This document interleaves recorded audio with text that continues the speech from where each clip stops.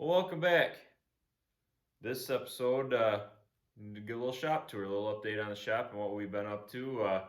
You know, most people, these channels, it ain't all about just fixing cars when you got an old building and, just, got to improve on her every once in a while. And that's what we did here. And got my Pontiac sign there. Most people didn't know, but got nothing but Fords now, but there for a long time. I was a big Pontiac guy. Still am. But, anyways, stay tuned. We'll get a little shop update and, yeah. Thanks for watching.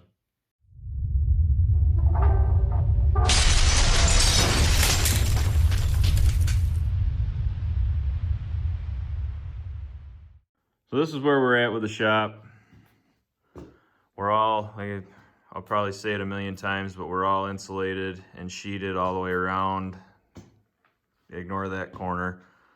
All the way around there. And then I had a bunch of, you can see this board that goes across here.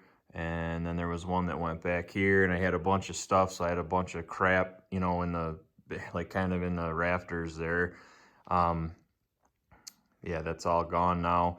I got to put a couple more stringers like that across because I don't think gravity works in this area because it's a wonder this building even still stands. But I'm going to keep going along 2x4 stringers on every one. I'm going to actually double them up, one on each side, because that winch right there, I'm going to get a chunk of I-beam and run him right down the center, and then get a roller for that guy so I could kind of have a shop hoist in the ceiling. I mean, you ain't gonna go picking a freaking Mack truck or nothing, but I have used that a few times picking 302 short blocks, and I picked a four-wheeler up once with it, stuff like that. But got a ton of crap on the shelf I got to get rid of too.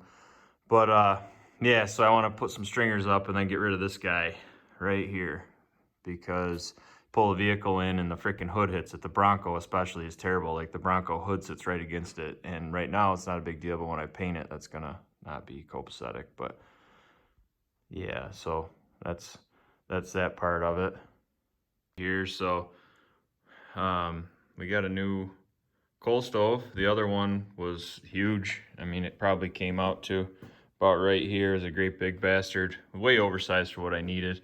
But got this new one. It's a lot smaller, but it'll be plenty for what we got in here. So got the walls all sheeted all the way around to, I still have to do that corner there, but I've got, we're all sheeted and we're all insulated all around to there.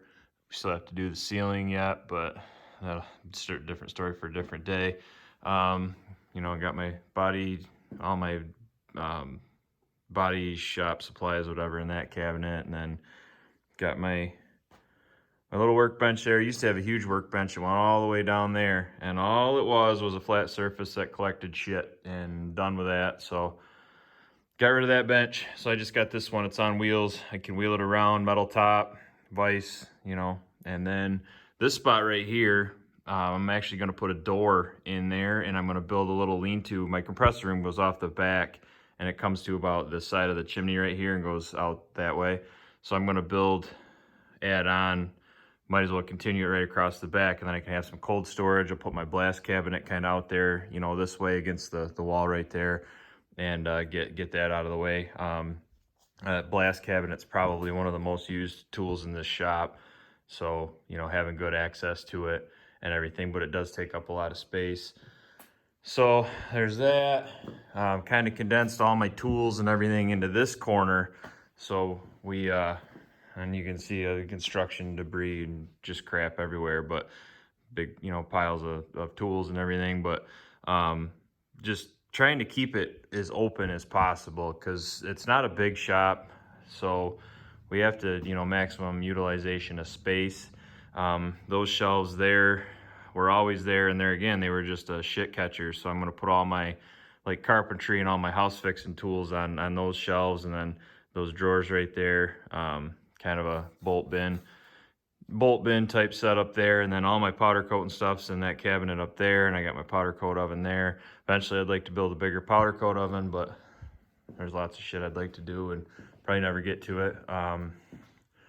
But well, let's see.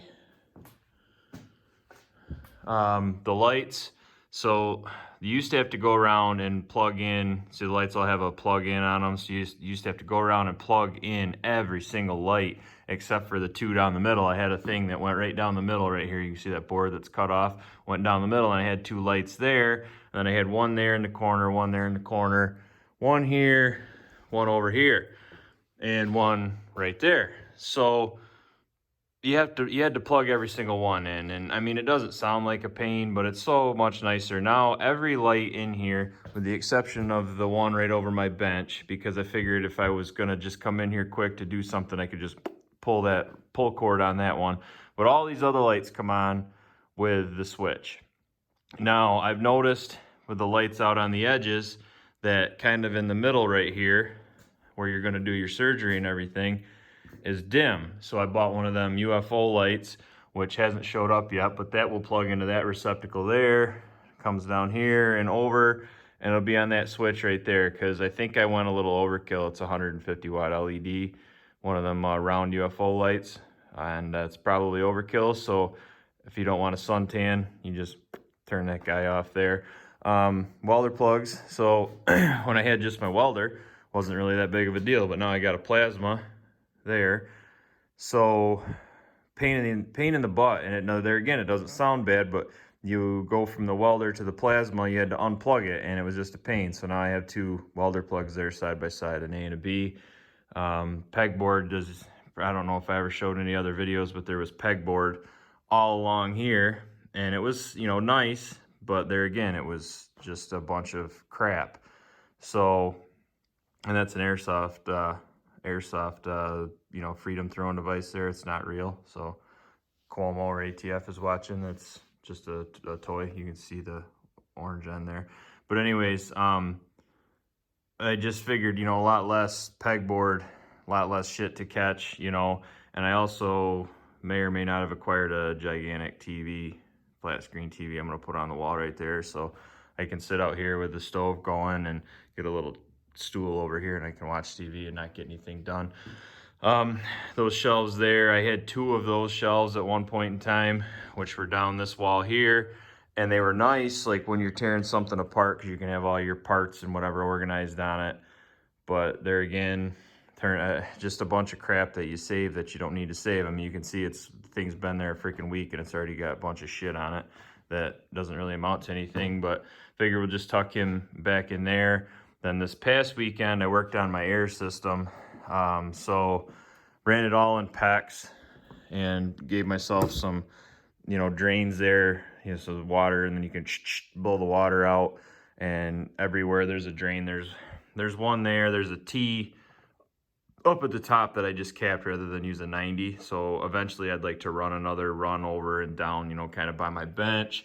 And then same thing up here, I'd like to run it all the way, you know, and get one out by the door there, or possibly, you know, by the door there. You got to blow a tire up or something. You don't have to screw around, but it's all ran in PEX. And got this stupid thing here. So I was having issues before with my air. Like if I tried to run a die grinder or something, it would like lose pressure, and then the second you let off, your pressure was right back.